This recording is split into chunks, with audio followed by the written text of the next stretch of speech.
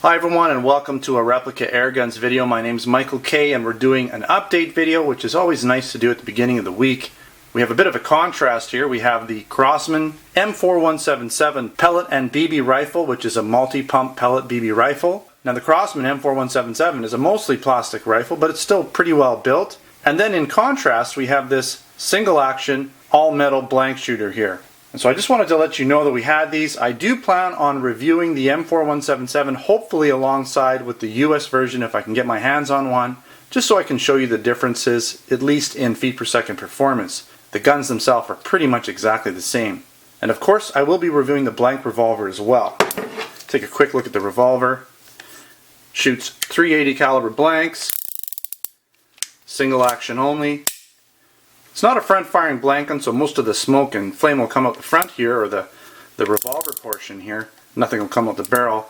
Still, I've always wanted to have a single-action gun in my collection, and now I do. So I want to share this with you and do a bit of a review down the road. Now, this isn't a priority review, but I do plan to do it at some point here. Now, getting back to the Crosman here, pellet shooter, multi-pump. Now it does have this little magazine, but it's not a semi-auto by any means. You have to pump, basically, pump this here, and then you have to pull the, I guess this would be the hammer, or the bolt, and also manually feed the pellets if you're using pellets. Now BBs will automatically feed every time you pull this back and load it, but I don't plan to shoot BBs through this because it is a pellet shooter with a rifled barrel, and I tend to prefer keeping my pellet guns and BB guns separate. Even though it has a rifled barrel, and I'm sure even though Crosman made the effort to make sure the barrel wouldn't get damaged by shooting BBs through it, it just doesn't sit right with me shooting BBs through a pellet or a lead style barrel for pellets. So anyways, and what I mean by lead style barrels, it's designed for lead pellets. I don't know how that would affect the rifling, and I don't really want to take the chance. I like to keep pellets and BBs separated. Anyways, that's just my thing. You can do what you want, and I'm sure this rifle is designed to shoot both just perfectly fine. I also wanted to touch base on a couple reviews that are coming up. We're going to be doing reviews later in the week. I'm going to be reviewing these two items, these Gamma products. We have the P25 and PT85 blowback pellet pistols. I've had a lot of people ask for me to do reviews on these guns, and it's going to happen.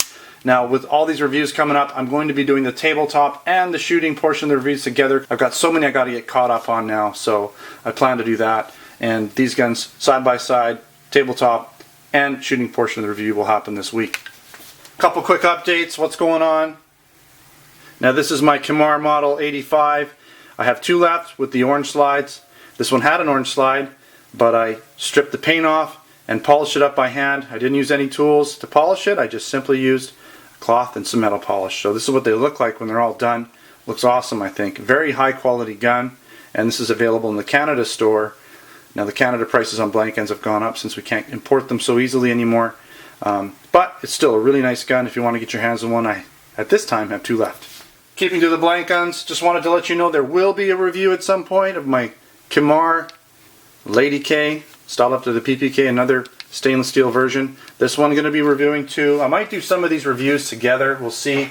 And I've also got an Echo, a lot of chrome guns, a lot of polished guns, but this blank gun, this is the Echo Lady, and it's sort of like a mini Desert Eagle in shape and design, just really small. So make sure to check back for that one. Now, I haven't forgot about my Western Arms Smith & Wesson.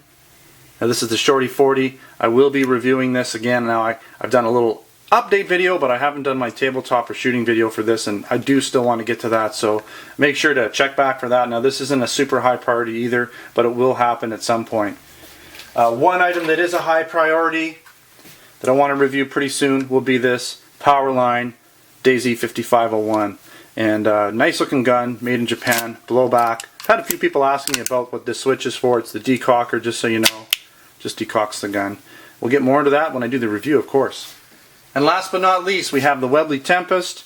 And this is a very powerful pistol. Single pump, basically. It's a spring piston, single pump. But it gets really high velocities, right within the top of our Canadian standards. And I have them in 22 and 177. And I plan to get to these reviews as quick as possible, too, because I am afraid that we might sell out of them before I can review them, so I want to do that.